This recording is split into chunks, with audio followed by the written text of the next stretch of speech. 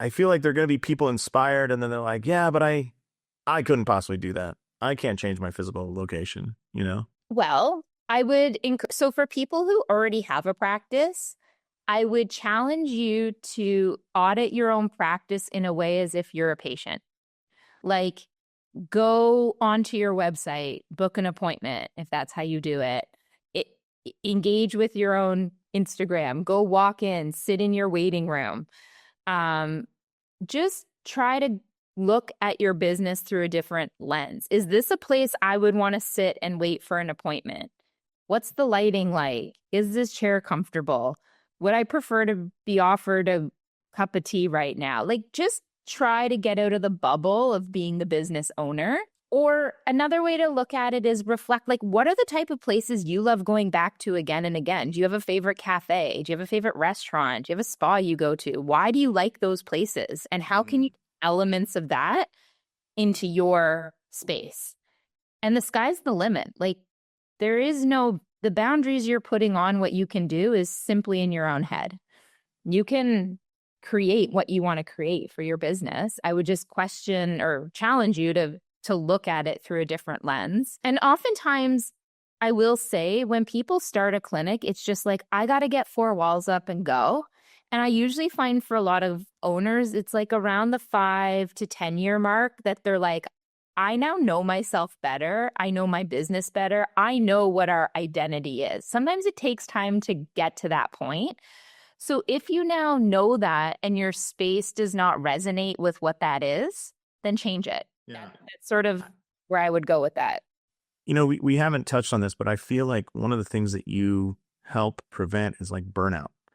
Because how many people got really busy really quick because we were focused on numbers or where new patients coming from, and we forgot like who we want to deliver care to. So like you're saying, if it's that pelvic floor therapist or whatever, that's cool.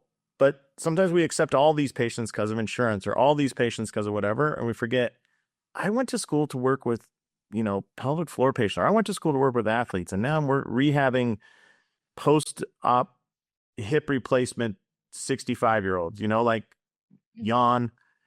And so the burnout, but then also the burnout of the space of like, if a space keeps grinding on you about how inefficient it is, or I wish there was drawers here, I wish there was storage here, I hate looking over there and seeing, as a physiotherapist, like, and as a chiropractor, like bands are the messiest thing ever, right? They pile up, they look like the freaking scene in Indiana Jones with all the snakes crawling on each other, and they're so hard to keep, and they get dirty and they never look clean.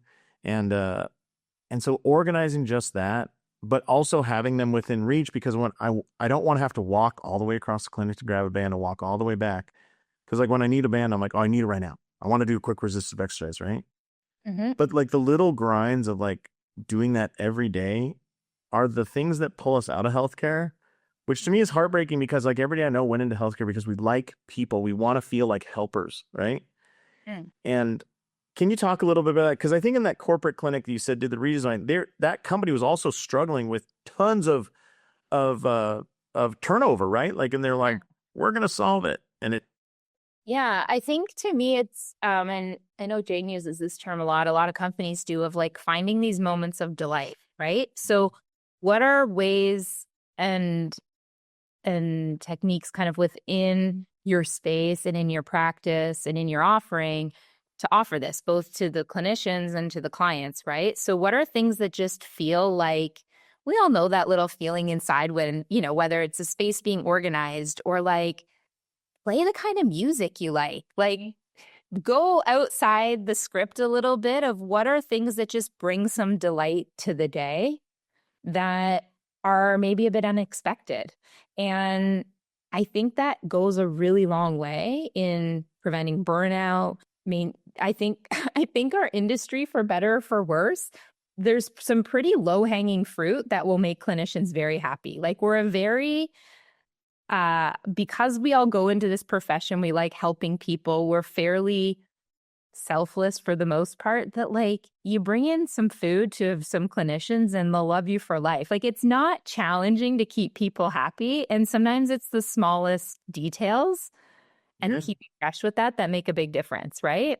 And so I like to think about, I mean, before I was on this podcast, I just took my kids to the orthodontist, and they get their expanders out.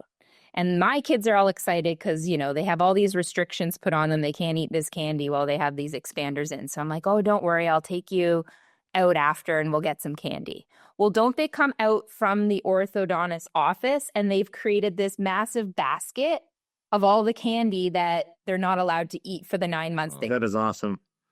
And I'm like, what a moment. That's awesome. My kids came out beaming like, look what we got. I mean, this thing is $5 for them to put together. But that's what their clients get because they know they've like been through this like hardship. Yeah. And as a parent, it's incredible. And I'm going to now tell 20 people about how great this was, this touch point and this experience. Yeah. So it's little things that I think can make a big difference to kind of give a long-winded answer to that.